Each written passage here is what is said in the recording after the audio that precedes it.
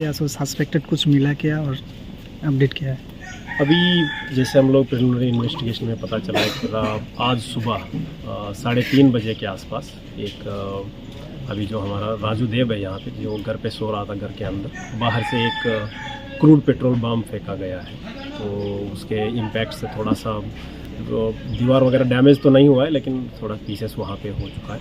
और उसमें एक पाइप भी वो यूज़ किया था।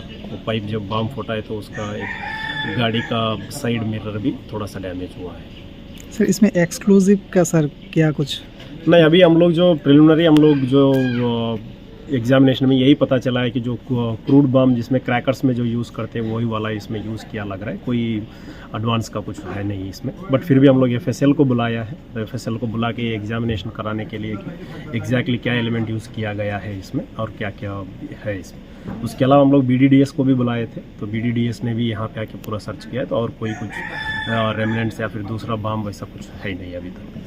और जहाँ तक इसमें जो फर्दर इन्वेस्टिगेशन का सवाल है, हम लोगों ने ये इनसे कंप्लेनेंट से और लोकली बात करने के बाद इसे निकल के आया कि ये इसका कुछ पर्सनल एनिमिटी हो सकता है किसी के साथ। तो वो हम लोग उस एंगल में हम लोग एक्सप्लोर कर रहे हैं। जो भी है जल्द से जल्दी आपको फिर से मैं अपडेट करूँगा जो भी है। ठीक, थैंक यू सर।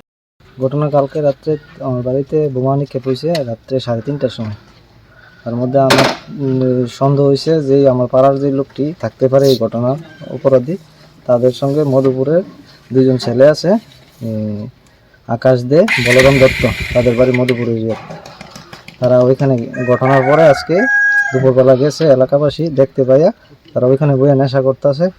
আমাদের এলাকার পুরা যে যুব সমাজ কিছু ছেলেরা খারাপ করতেছে, নেশা টেশা খাওয়াইয়া তারা গ্রুপের ভিতরে আনতেছে। দিন দিন তারা এটা বাড়াইতেছে জনসংখ্যা তারা গ্রুপের মধ্যে চেন সিস্টেম।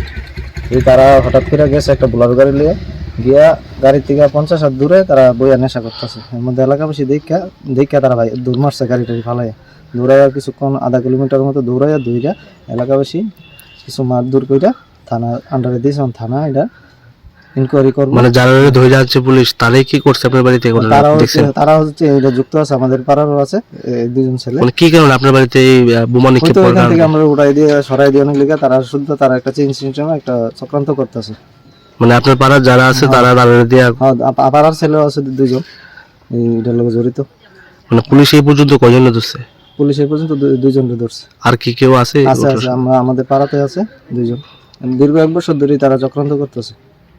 মানে আপনারা কয় ফ্যামিলি ওখানে 3 ফ্যামিলি আছি আমরা সম্প্রদায়ের, আর বাকি সব মুসলিম। এর মধ্যে 2-3টা মুসলিম ফ্যামিলি বেশি 1 বছর ধরে আমাদের উপরে এই অত্যাচার করতেছে, ধমকি দিতেছে, হুমকি দিতেছে, যাতে আমরা ওইখান থেকে বাড়িঘর সাইড